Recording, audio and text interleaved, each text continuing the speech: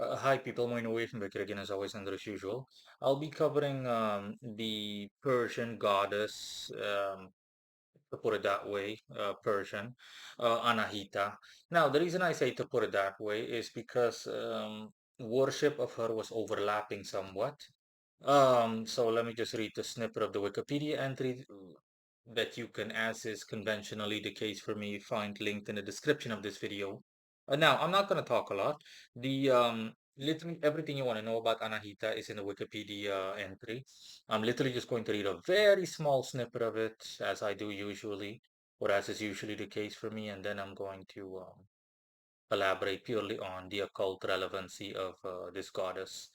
Anahita is the Old Persian form of the name of an Iranian goddess and appears in complete and earlier form as Aratfi Sura Anahita, the Avestan name of an Indo-Iranian cosmological figure venerated as the divinity of the waters, and hence associated with fertility, healing, and wisdom. There is also a temple named Anahita in Iran. And that's all I'm going to say. So yeah, I read the Wikipedia entry for a good portion, and a lot of information in there stating that she was, for example, essentially like she was taken by the Persians and potentially and or had associations with one of the devas referring to Hinduism or something like that. And it just goes on. But again, this is quite common. Okay, a lot of gods and goddesses were like intertwined with each other, not necessarily to the point where they became one, like an amalgamation, the likes of which I discussed in the past. You can find that at the end screen. What I'm talking about. I did a separate video on pagan amalgamations or deities being amalgamated pagan wise. Um, but I mean that they're overlapping in the sense that, or cross-reference in the sense that one was, for example, eased into another religion. For example, I forgot.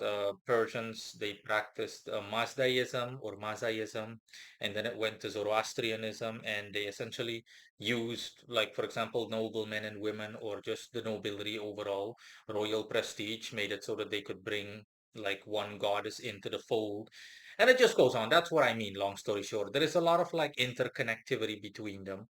So you can expect that from someone as Anahita as well, but just to keep things as simple as possible, I'm simply loosely going to refer to her as Persian, the Persian goddess Anahita, okay, as she was remembered by the Persians, like fertility goddess Anahita.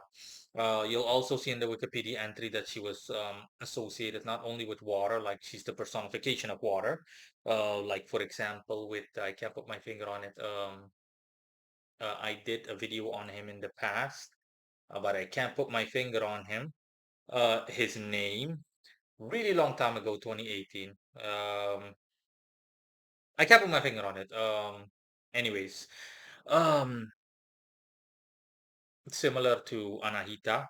Other than that, she was also associated with Venus, essentially, which I can see. It's quite interesting because she's one of the very few pagan deities that I've come across where essentially the information is all over the place. Like there is no like it's not black and white. It's essentially by my research standards. It's really like all over the place. And I was like, interesting. Okay. So yeah, anyways, in terms of what she can bring to the table, in the way of occult information and relevancy, for starters, she does have a strong Venusian um, attribute or attributes about her. Other than that, also strong Piscean attributes, so referring to water, the whole water bit, of course. Um, Also Scorpio, strong water influence, nevertheless. Taurus influences and solar influences. So you can see for yourself, it's like a little bit of everything. But if you had to narrow it down, the strongest influences would be Venus or Venusian and water, notably Pisces and Scorpio. Now, in any case, um, what that translates to in the way of what she can do for any person that works with pagan entities and is interested in working with her, of course, and generally speaking, women would fare better technically compared to men. But that's only technically. Um, is the fact that she converted to modern day standards can help you out with money in general, as well as let's just say gardening. Not so much agriculture, but more gardening. Think of in a beautifying manner, you know. Um, like if you wanted to create a pretty garden and you wanted like someone to maintain it entity wise, then yeah, Anahita is an example. And like I said, money is also on the table, but converted to modern day standards, think more banking and stuff like that. Then yeah, but there is a drawback though. Don't expect all too much from Anahita. She'll be able to help you out, but results will not be of a bombastic nature or grandiose nature. Results will be mundane in nature. Think Gemini-ish. Think results of an everyday nature. For example, a woman working with Anahita would find a good job at a bank, for example, or in the financial sector, financial industry, you name it. But don't expect that woman to become like at least the vice CEO anytime soon. No, absolutely not. Um, so like a good employee is essentially the limit, so to speak. It's the threshold, or a bit past that at absolute best. In a manner of speaking, generally speaking. And like I said, gardening would definitely be on par, especially if we're talking about a garden that has strong wateristic elements like fountains and so on and so forth, etc. That's why Anahita's symbol is also, to put it that way, her symbol. That to put it that way, her that's why her symbol is the lotus flower. Now, last but not least, appearance. Appearance is that of a typical Eastern, and when I say Eastern, I mean more around modern day Iran.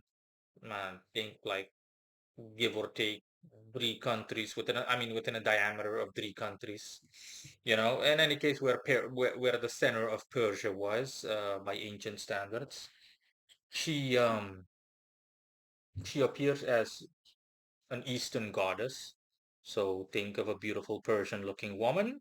But I did notice some transparency, but that makes sense, especially based on the water influence.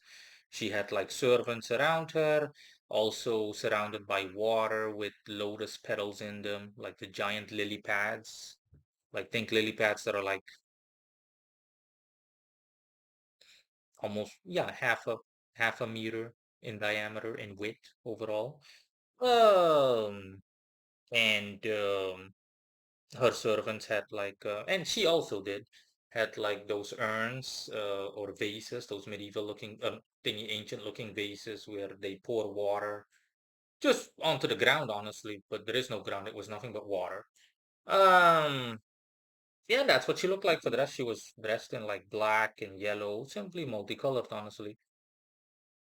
And she told me she has no followers anymore. All of her followers unfortunately died out a long time ago, and she didn't lose her potency.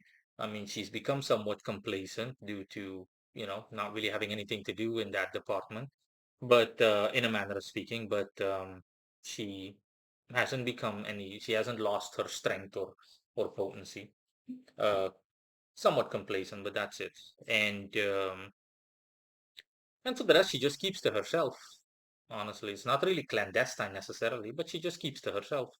There is no one that has shown any serious interest in her, she's told me, since those times. I mean, by modern day standards, yeah, no one really presently has shown any interest in her in the past. In the past, what? Like, in the past century or so? At best, very superficial, but that's it. Um, Let me see. Was there anything else?